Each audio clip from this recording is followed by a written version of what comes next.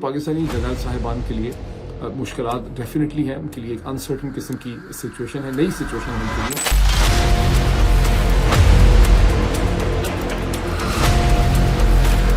یہی تو کہہ رہے ہیں، وہ کہہ رہے دشمنوں کمینہ نہ ہو۔ M60 light machine gun with night vision, Remington 700 sniper rifle with night vision, Arctic sniper rifle with night vision. ان کی رینج ان بندوقوں کی اس اسلحہ کی 1 کلومیٹر تک ہے۔ ہم اس کا ذمہ دار شہباز شریف کو ٹھہراتے ہیں اور محسن نقوی کو۔ عمران خان کی زندگی خطرے میں ہے ہمارے خیال میں۔ ان قاتلوں نے، ان ظالموں نے اس دفعہ گولیاں فوج سے مروائی ہیں، اور اس کے بعد ان کے کچھ بے غیرت لوگ، میں لفظ یوز کر رہا ہوں، ریپیٹ کر رہا ہوں کہ بے غیرت لوگ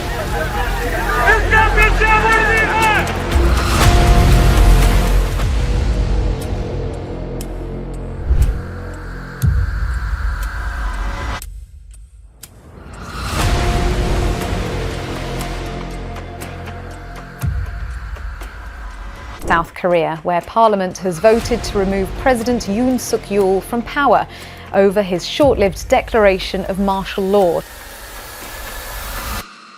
السلام علیکم، this is Moeed Pirzada in Washington, United States. 15 دسمبر 2024 اتوار کا دن پاکستان میں اختتام پذیر ہے۔ اس وقت میرے سامنے بہت سی ڈیولپمنٹس ہیں جن کا تعلق پاکستان کی سیاست سے بھی ہے، یوم شہداء سے بھی ہے، عمران خان اور پاکستان تحریک انصاف کے جو پولیٹیکل ڈائنامکس ہیں ان سے بھی ہے۔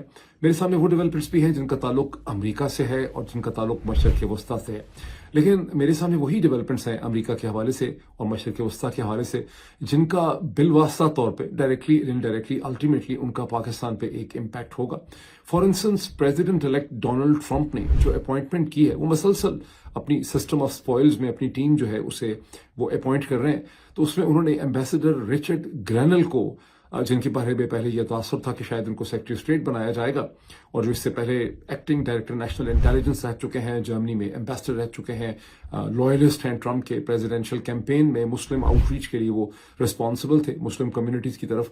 انہیں پریزیڈنٹ الیکٹ ڈونلڈ ٹرمپ نے اسپیشل انوائے بنایا ہے فار اسپیشل مشنز، اور پاکستانی کمیونٹی نے اس کا بڑا خیر مقدم کیا ہے۔ بہت ان میں ایک خوشی ہے اس حوالے سے، وہ بھی میں ایکسپلین کروں گا کہ کیوں ہے، اور لوگ یہ بھی اس کا ایک انالیسس کر رہے ہیں کہ سمجھ رہے ہیں، بہت سے لوگ، ایک نہیں بہت سے لوگ یہ سمجھ رہے ہیں کہ پاکستانی جرنیل صاحبان کی مشکلات میں ٹرمپ ٹیم کی وجہ سے بہت زیادہ، خاص کر کے جب رچرڈ گرینل کی اپوائنٹمنٹ ہوئی ہے، چونکہ رچرڈ گرینل اس سے پہلے عمران خان کی رہائی کے لیے ٹویٹ بھی کرتے رہے ہیں، تو لوگ سمجھتے ہیں کہ پاکستانی جرنیل صاحبان کی جو مشکلات ہیں اس میں اضافہ ہو رہا ہے۔ اب پاکستانی جرنیل صاحبان کی مشکلات میں تو اضافہ بنیادی طور پہ اس لیے ہو رہا ہے کہ ٹرمپ ٹیم نئی ہے، نسبتاً جوان ہے، اس کا پاکستان کے ساتھ کوئی بہت زیادہ ایکسپیرینس نہیں ہے، ان کا خود امریکہ کا اپنا جو انسٹیٹیوشنل لینڈسکیپ ہے، یعنی سینٹ کام، CIA، اس کے ساتھ بھی ان کے کوئی بہت زیادہ خوشگوار قسم کے تعلقات جو ہیں نہیں ہیں، اور مختلف قسم کے ارادے ہیں ان کے سینٹ کام کو فکس کرنے کے، CIO کو فکس کرنے کے، FBI کو فکس کرنے کے، تو اس لحاظ سے پاکستانی جرنیل صاحبان کے لیے مشکلات ڈیفینیٹلی ہیں، ان کے لیے ایک انسرٹن قسم کی سچویشن ہے، نئی سچویشن ہے ان کے لیے، لیکن ان کے لیے بہت بڑی ایک اپرچونٹی اور چیلنج اب مشرق وسطیٰ میں بھی ہے، جہاں امریکہ کے رائٹ آف دا سینٹر ذرائع ابلاغ مسلسل 2 یا 3 دنوں سے یہ دعویٰ کر رہے ہیں کہ ٹرمپ ٹیم نے اصولی طور پر یہ انڈیکیٹ کیا ہے، یہ فیصلہ کر لیا ہے کہ ایران کے اوپر سکسیسفل ایئر سٹرائکس کی جا سکتی ہیں اس کی نیوکلیئر فیسلٹیز کو ڈسٹروائے کرنے کے لیے۔ پہلے اس قسم کی خبر بہت ڈیٹیل سٹوری نکالی 2 دن پہلے وال اسٹریٹ جرنل نے، جو رائٹ آف دا سینٹر، خاصا رائٹ لیننگ یہ پیپر ہے وال اسٹریٹ جرنل، اس میں، اور خاصا وہ پرو زائنسٹ بھی ہے۔ پھر اس کے بعد یہی خبر برطانیہ کا جو پرو زائنسٹ اور رائٹ لیننگ پیپر ہے، ایکسٹریم رائٹ ونگ پیپر، ٹیلی گراف جو ہے UK کا، اس نے بھی یہی سٹوری نکالی۔ میں اس کی تفصیلات بھی آپ کے ساتھ شیئر کروں گا۔ اب اس میں کیا یعنی رسکس ہیں، کیا اپرچونٹیز ہیں پاکستانی جنرل صاحبان کے لیے۔ جہاں پاکستانی جنرل صاحبان کے لیے اس میں رسکس اور اپرچونٹیز ہیں، وہاں اسی ساری سچویشن کے اندر عمران خان کے لیے بھی کچھ اپرچونٹیز جو ہیں وہ پائی جاتی ہیں، لیکن ان کے لیے بھی بہت بڑے چیلنجز اس کے اندر ہیں۔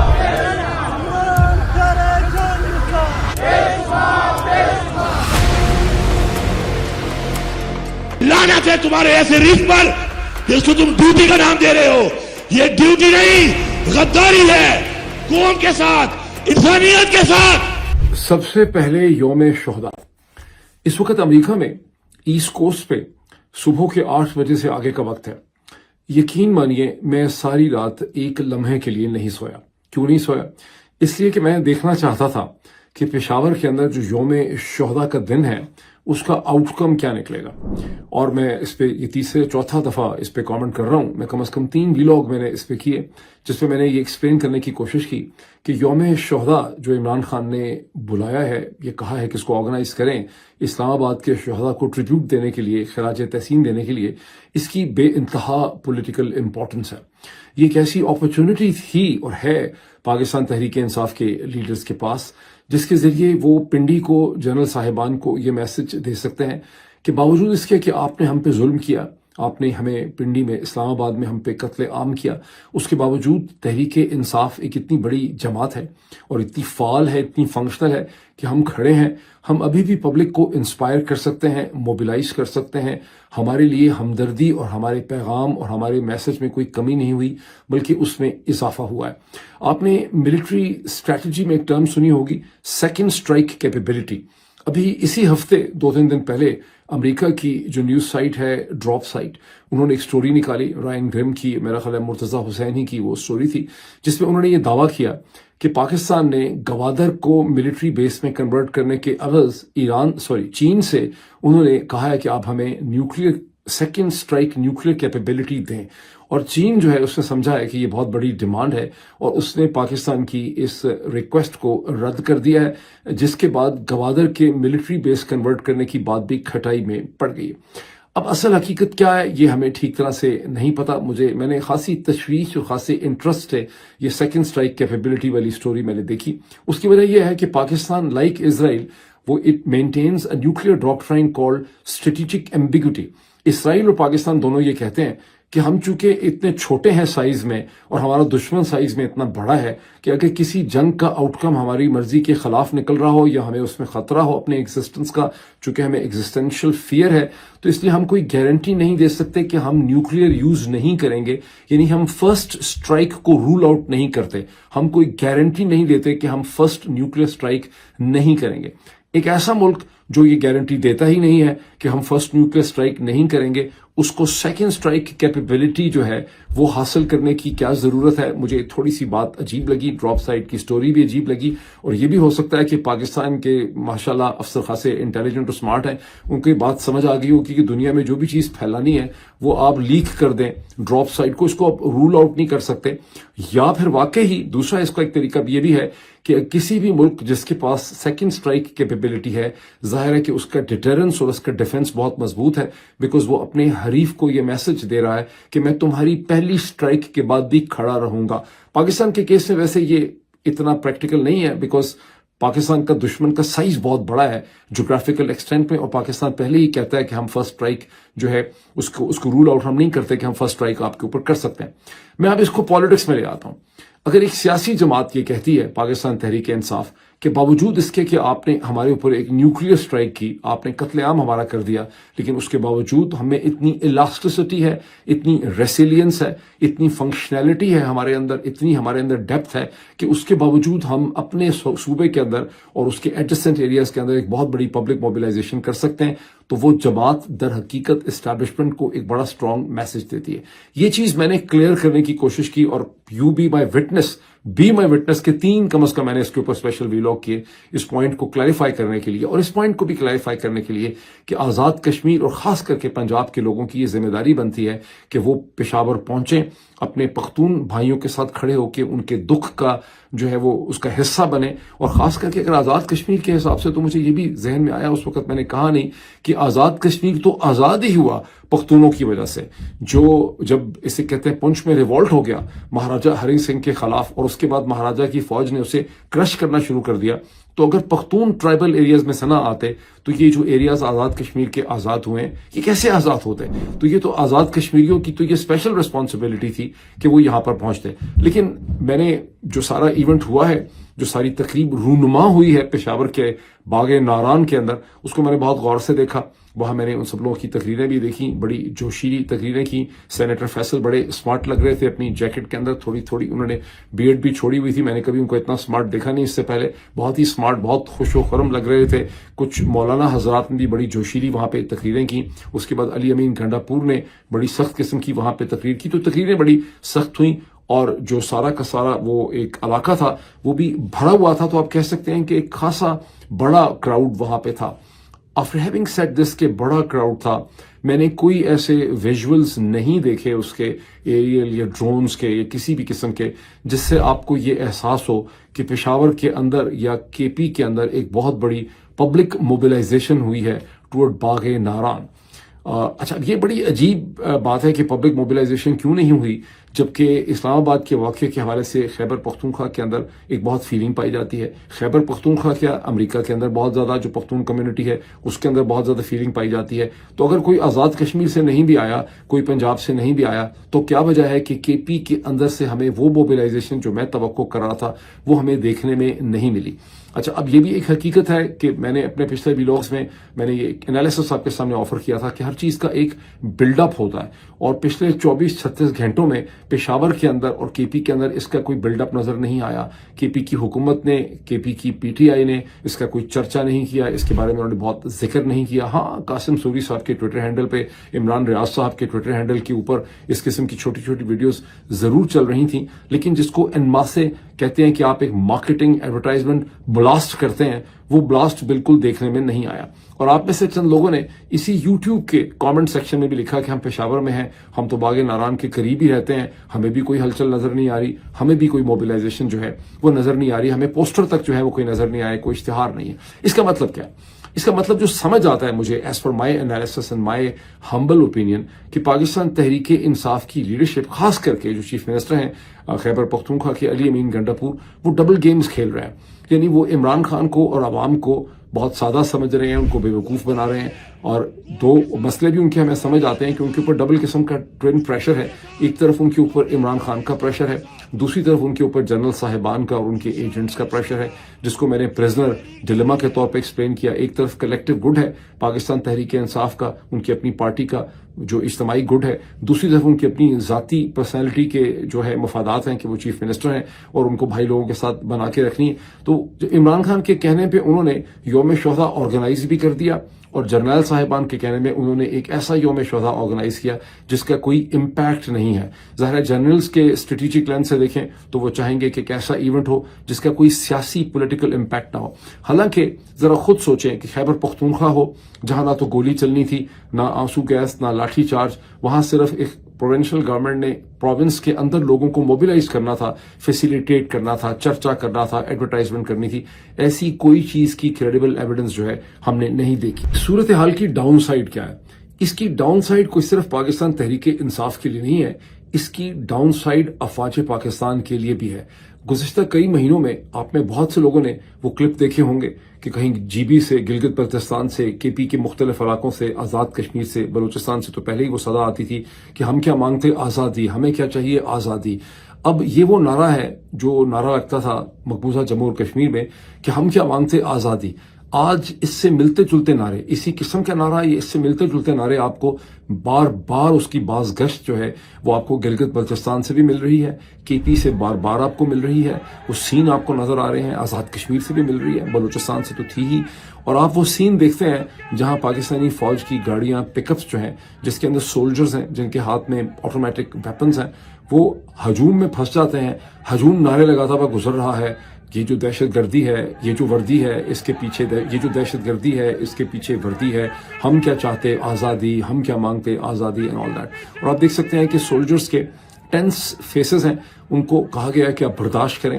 ان کے ایک ہاتھ آپ دیکھتے ہیں کہ بندوق کی آٹومیٹک جو ان کی گن ہوتی ہے اس کے ٹریگر کے اوپر ہوتا ہے, دوسرا ان کے ٹینس فیسز ہوتے ہیں. یہ وہ والے حالات ہو گئے ہیں کہ جس طرح سے امریکی فوج جو ہے وہ افغانستان میں جب تھی تو جہاں بھی جاتی تھی اس کو ایک ٹینشن کا بڑا, انہوں نے اس کو ڈاکومنٹ بھی کیا ہے, بہت ایک ٹینس مومنٹس ہوتے تھے اس کے. آج پاکستانی فوج کی بھی جرنیل صاحبان نے یہ صورتحال کر دی. یہ صورتحال کیوں کر دی ہے؟ جب آپ نے پاکستان تحریک انصاف اور اپوزیشن جو بھی آپ کی ہے اس کی تمام لیڈرشپ کو بھی آپ نے باندھ دیا ہے, کنٹرول کر دیا ہے, تو آپ نے عوام کے پاس جو سویلائزڈ एवेन्यूज होते हैं, जो पीसफुल सिविलाइज एवेन्यूज हैं अपने आप को एक्सप्रेस करने के, अपने जज्बात को निकालने के, वो आपने उनके बंद कर दिए। मतलब आपने जलसा, रैली, प्रोटेस्ट, धरना, वो आपने उनका खत्म कर दिया। लीडरशिप को ही आपने कंट्रोल कर लिया। तो अब लीडरशिप जो है उसको आप डिस्क्रेडिट करते चले जा रहे हैं। जब आप लीडरशिप को डिस्क्रेडिट करेंगे तो सड़क अपनी लीडरशिप ढूंढ लेगी। अली अमीन गंडापुर को आप chief minister raise to power infinity बना दें, उसकी तमाम तर सियासी हैसियत जो है वो खत्म होती चली जा रही है। स्कूल के जमानों में आप में से तमाम लोगों ने जिन्होंने साइंस पढ़ी है, आपने न्यूटन लॉज ऑफ मोशन पढ़े होंगे। न्यूटन के laws of motion, first law of motion, second law of motion, third law of motion, law of inertia and so on. उसके दरमियान में आपने एक कॉन्सेप्ट पढ़ा होगा डायनामिक इक्विलिब्रियम का। वहां एक कॉन्सेप्ट ये भी था कि इक्विलिब्रियम उस वक्त भी होता है जब चीजें जो हैं वो मोशनलेस होती हैं, हरकत में नहीं होती। लेकिन एक हरकत वाला इक्विलिब्रियम भी होता है जिसमें चीजें मसलसल मूव कर रही होती हैं, उसके बावजूद वो इक्विलिब्रियम के अंदर होती हैं। पाकिस्तानी फौज के जर्नल साहिबान जो हैं वो मोशनलेस इक्विलिब्रियम के अंदर बिलीव करते हैं। यानी अमेरिका में बैठा हुआ मोहित पीरजादा भी उनको बर्दाश्त नहीं हो रहा, तो जाहिर है उनको खैबर पख्तूनख्वा के अंदर क्राउड्स कैसे बर्दाश्त हैं, लोग नारे मारते हुए कैसे उनको बर्दाश्त हो सकते हैं। लेकिन जो पॉलिटिक्स होती है प्रोग्रेसिव सोसाइटीज की, उसमें डायनेमिक इक्विलिब्रियम होता है। हिंदुस्तान के अंदर आपको एक डायनेमिक इक्विलिब्रियम नजर आता है। आधा मुल्क जो है वो नरेंद्र मोदी के खिलाफ है, नारेबाजी हो रही है, उसके खिलाफ बेतहाशा लोग लिख रहे हैं, लेकिन फिर भी नरेंद्र मोदी हुकूमत भी कर रहा है, चला भी रहा है। जिस मुल्क में मैं भी बैठा हूं यहां भी यही सूरत हाल है। प्रेसिडेंट इलेक्ट डोनाल्ड ट्रंप है, आधा या आधे से ज्यादा मुल्क जो है वो उसको पागल समझता है, उसको सैवेज समझते हैं, उसके रास्ते में हर तरह की रुकावट डालना चाहते हैं, लेकिन उसने इसके बावजूद अपने रास्ते के ऊपर चलना है। अब मैं समझता हूं कि अंडर दी सर्कमस्टेंसेस जो पाकिस्तानी जनरल साहिबान ने पैदा कर दिए हैं, in the best interest of Pakistani generals and Pakistani army, in the best interest of Pakistan Tehreek Insaf, Pakistan and Imran Khan, ये बहुत जरूरी है कि पीटीआई के साथ बहुत से ऐसे लोग जो दर हकीकत पीटीआई को कार्ड कैरिंग मेंबर नहीं है, बड़े इंटेलिजेंट लोग हैं, आप सबको अपना अपना इंडिपेंडेंट एनालिसिस करने की जरूरत है, ताकि आप अपने इंडिपेंडेंट एनालिसिस से पाकिस्तान तहरीक इंसाफ को, पाकिस्तान की आर्मी को, पाकिस्तान के माशरे को, सियासी जमातों को वो फीडबैक और क्रिटिकल फीडबैक दे सकें जो एक अंडर सीज मीडिया पाकिस्तान के अंदर उनको नहीं दे पा रहा।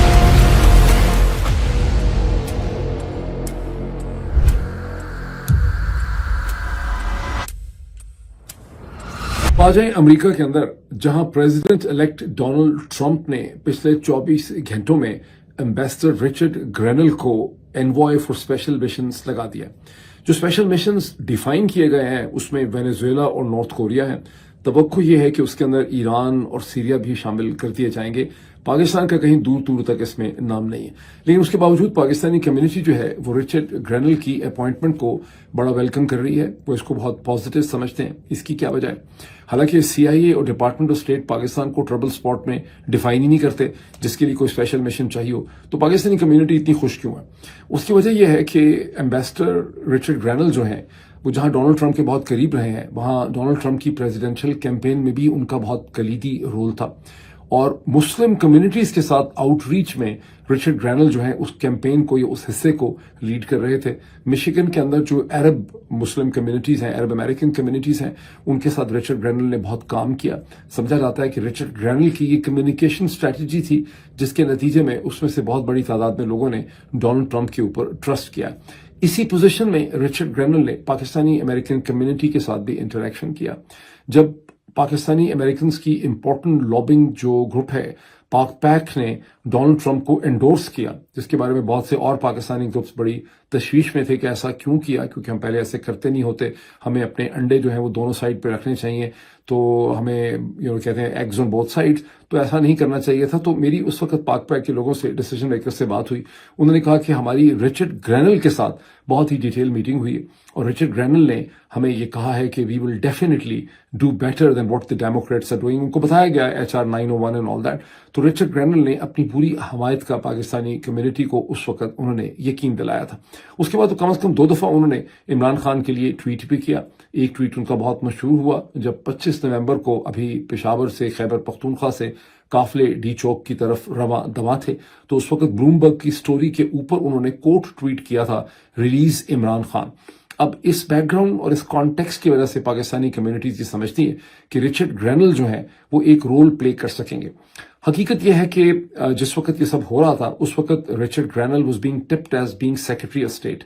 Richard granal secretary of state नहीं बने, सेनेटर या कांग्रेसमैन मार्को रूबियो को ٹرمپ نے اس کے لیے اس پوزیشن کے لیے انہوں نے ان کو سلیکٹ کر لیا. لیکن میں نے دیکھا یہ ہے، انالیسس یہ کہتا ہے امریکی اخبارات کا کہ رچرڈ گرینل کو جو پوزیشن دی گئی ہے اسپیشل انوائے کی، یہ خاصی کمپیٹیٹو پوزیشن ہوگی with the secretary of state, specially اگر اس کے اندر ایران بھی ایڈ ہو جائے.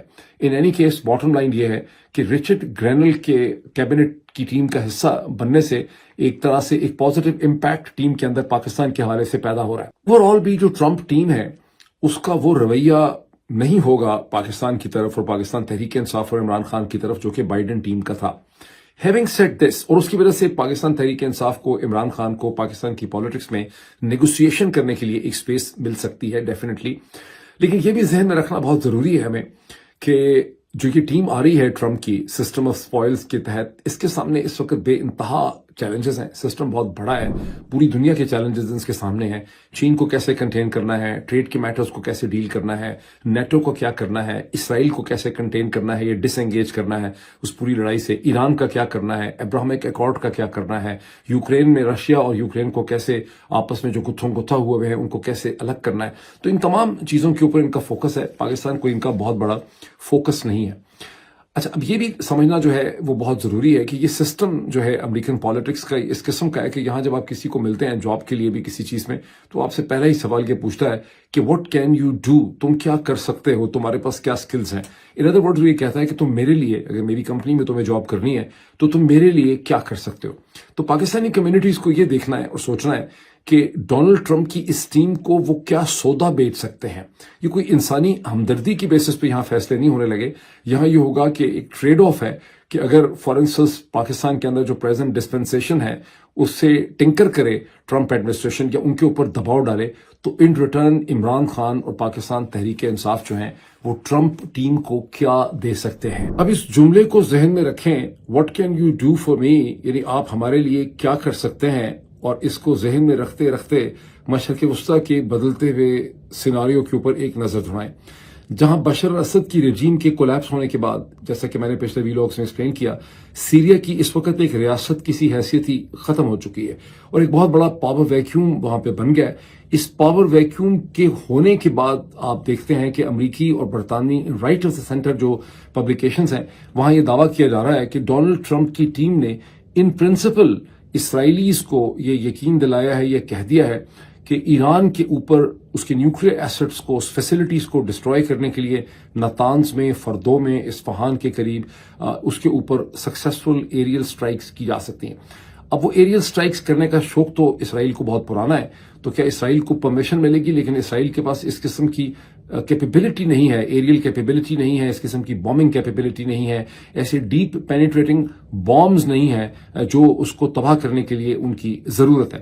اب 2 دن پہلے وال اسٹریٹ جرنل کے اندر یہ سٹوری چھپی سورسز کو کوٹ کرتے ہوئے، اور اس کے صرف اگلے ہی دن جو ہے ایسی سٹوری برطانیہ کے اخبار ٹیلی گراف کے اندر بھی چھپی.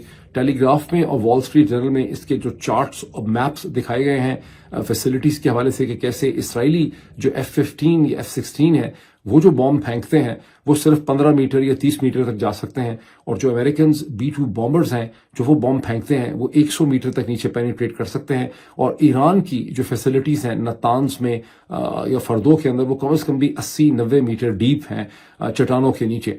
تو ظاہر ہے کہ امریکہ کی مدد کے بغیر ایسا آپریشن جو ہے وہ نہیں ہو سکتا. اس ذہن میں رکھنا بہت ضروری ہے کہ امریکہ کی جو اسٹیٹڈ اور پریکٹیکل پالیسی رہی ہے ایران کے حوالے سے گزشتہ 30-40 برس سے، وہ یہ ہے کہ ایران کے اوپر آپ سینکشنز لگا سکتے ہیں، ایران کے ساتھ مسکولر ڈپلومیسی کر سکتے ہیں، ایران کو انگیج کر سکتے ہیں، اس کو فائنینشلی بلیڈ کر سکتے ہیں، ڈرین کر سکتے ہیں. اور خود ڈونلڈ ٹرمپ بھی اپنی پریزیڈینشیل کیمپین میں یہی کہتے رہے ہیں. ڈونلڈ ٹرمپ نے کبھی یہ نہیں کہا کہ ایران کے خلاف جنگ کی جا سکتی ہے یا اس کے اوپر حملے جو ہیں وہ کیے جا سکتے ہیں. سو مچ سو کہ ڈونلڈ ٹرمپ کی فرسٹ پریزیڈنسی کے بارے میں زائنسٹ میڈیا یہ کہتا رہا کہ آخر میں ڈونلڈ ٹرمپ کنونس ہو چکے تھے towards the end of his presidency in 2020 میں کہ ایران کے اوپر ایریل سٹرائکس جو ہے وہ کی جا سکتی ہیں. لیکن بعد میں ڈونلڈ ٹرمپ نے کلیریفائی کیا کہ کسی بھی سٹیج پہ انہوں نے ایران کے اوپر سٹرائکس کا نہیں سوچا. تو اب یہ جو سب کچھ کہا جا رہا ہے یہ ڈونلڈ ٹرمپ کو پرسویٹ کرنے کے لیے کیا جا رہا ہے. یہ ڈونلڈ ٹرمپ نے ان پرنسپل جو ہے وہ فیصلہ کر لیا ہے کہ ایران کو ٹارگٹ کیا جائے. یہ بھی اسٹیج کے اوپر کلیئر نہیں ہے. لیکن ایکسکیوز کیا ہے؟ ایکسکیوز یہ ہے کہ ایران جو ہے وہ اس پوزیشن میں آ چکا ہے کہ وہ اب اس کے پاس اتنا انرچ یورینیم ہے کہ وہ چاہے تو 4 یا 6 یا 8 یا پتہ نہیں کتنے نیوکلیئر بامز یا ڈیوائسز جو ہے وہ بنا سکتا ہے. یہ ایک انتہائی پھسٹی پھٹیچر قسم کا آرگومنٹ ہے. اگر آپ پچھلے 10 سال کے امریکی اخبار دیکھیں، اسرائیلی اخبار دیکھیں، یورپ کے اخبار دیکھیں تو یہ آرگومنٹ 10-12 سال سے اسی طرح سے دہرایا جا رہا ہے کہ ایران بالکل ایک اسکرو ٹائٹ دور رہ گیا ہے، 4 بم بنا سکتا ہے، 2 بم بنا سکتا ہے، 15 بم بنا سکتا ہے. اصل مسئلہ ایران کے بم بنانے سے بالکل بھی نہیں ہے، اور بم اتنے امپورٹنٹ بھی نہیں ہے. ایران کے پاس 8-10 بم آ بھی جائیں گے تو بھی اسرائیل کا وہ بہت زیادہ کچھ بگاڑ نہیں سکتا، بیکاز وہ کہتے ہیں کہ ہنوز دلی دور است، راستے میں اور بھی بہت سی رکاوٹیں ہیں. اصل ایشو ہے ایران کا پولیٹیکل انفلوئنس. ایران کے پولیٹیکل انفلوئنس سے جو 1980 سے کھڑا کیا ایران نے، حماس کی شکل میں، پیلسٹینین آرگنائزیشنز کی شکل میں، حزب اللہ کی شکل میں، بعد میں ہوتیز آ گئے. اسرائیل نے اس کو تقریباً اس اسٹیٹ کے اوپر سسپینڈ کر دیا ہے، پنکچر کر دیا ہے، حزب اللہ کو بہت بری طرح سے زخمی کر دیا ہے. اور اب سیریا کا جو لینڈ برج ختم ہو گیا ہے تو حزب اللہ اور ایران کے درمیان میں جو ایک فزیکل لینڈ کنیکشن تھا وہ ختم ہو گیا. اس صورتحال میں اسرائیل کی اسٹریٹجک ریکوائرمنٹ یا خواہش یہ ہے کہ وہ ایران کے انفلوئنس کو ایک اپرچونٹی حملہ کر کے اگر اس کے نیوکلیئر پروگرام کو 5-10 سال کے لیے ریورسل پہ ڈال دیا جائے تو تمام مڈل ایسٹ میں تمام عرب سٹیٹس جو ہیں وہ بالکل اسرائیل کے سامنے لیٹ جائیں گی. سگنیفیکنس اس کی یہ ہے کہ سپٹمبر 2024 کے اندر غازہ کی سچویشن سے اک پک کے، اور جب اسرائیلیز نے کوئی کنسیشن نہیں دی تو کراؤن پرنس MBS جو میرا خیال ہے پرائم منسٹر بھی ہیں سعودی عرب کے، انہوں نے اپنی شورا کو بریف کرتے ہوئے کہا اور ان کو گارنٹی دی، ایشور کیا کہ اسرائیل کے ساتھ کوئی نیگوسیشن نہیں ہو سکتی ٹورڈز ریکگنیشن جب تک کہ اسرائیل ہمیں ایک وائبل پیلسٹینین اسٹیٹ گارنٹی نہیں کرتا. پھر اس کے بعد نومبر کے اندر جب میرا خیال ہے OIC کی سمٹ میٹنگ ہوئی ریاض میں تو MBS کی بڑی ہیڈ لائن لگی کہ اسرائیل جو ہے وہ عربز کے اور پیلسٹینینز کے جینوسائڈ کے لیے ریسپانسبل ہے. اس وقت بھی اسرائیلی اخباروں میں یہ انالیسس چھپا تھا کہ MBS کے ورڈز تو بڑے سخت ہیں but all is not last, اور ہم ابراہمک ایکارڈ کو ریوائیو کر سکتے ہیں. امید ان کی یہ تھی کہ ڈونلڈ ٹرمپ جب پریزیڈنٹ بن جائیں گے تو ہم جو ہے ان کی مدد سے کک سٹارٹ کر سکتے ہیں ابراہمک ایکارڈ کو. اب سعودی عرب کے اوپر پریشر آئے گا، کچھ نہ کچھ مصنوعی سا حل پیلسٹینین ٹیریٹریز اور غازہ کا بھی نکلے گا. ایک سٹوری یہ بھی ہے کہ IDF اور حماس میں یہ ایگریمنٹ ہو گیا اور حماس نے یہ مان لیا ہے کہ IDF ٹوٹل وڈرول نہ بھی کرے اور اس کی فورسز اگر غازہ میں رہیں تو بھی وہ ان کے ساتھ پیس ایگریمنٹ کرنے کو تیار ہو گئے. اس کا مطلب ہے کہ اب ابراہمک ایکارڈ کے حوالے سے ڈونلڈ ٹرمپ سعودی عرب اور UAE کے اوپر، UAE تو پہلے ہی اس کا حصہ ہے، اس پہ پریشر ڈالیں گے. سعودی عرب اکیلا اس میں نہیں جائے گا، سعودی عرب دیکھے گا اور مسلم کنٹریز کی طرف. اس میں سب سے پہلا جو قربانی کا بکرا ہے وہ پاکستان ہے. سو پاکستانی فوج اور جنرل صاحبان کے پاس اب ایک اپرچونٹی بھی ہے لیکن چیلنج بھی بہت بڑا ہے. اتنا غیر مقبول قدم شہباز شریف کی حکومت کے ساتھ اٹھانا ذرا مشکل لگتا ہے. اب اس کے لیے کیا بلاول زرداری کام آئیں گے یا اس کے لیے عمران خان کی طرح کا لیڈر چاہیے ہوگا؟ یہ اگلا مرحلہ ہے مشرق وسطیٰ کی اس صورتحال کا جو پوٹینشیل امپیکٹ ہے پاکستان کے اوپر. اب میں اس سٹیج پہ ظاہر ہے یہ فیصلہ کرنا ہوگا، بہت سے لوگوں کو اس پہ سوچنا ہوگا. میری ہمبل ایڈوائس یہ ہے کہ اس کو بہت ریئیکٹو مائنڈ سیٹ سے نہ دیکھا جائے، اس کو ٹھنڈے طریقے سے اس پہ سوچ بچار کرنے کی ضرورت ہے کہ جو سچویشن ڈیولپ کر رہی ہے اس میں عمران خان کو، پاکستان تحریک انصاف کو، پاکستان کے لوگوں کو، انٹیلیجنسیا کو کیا کرنا چاہیے.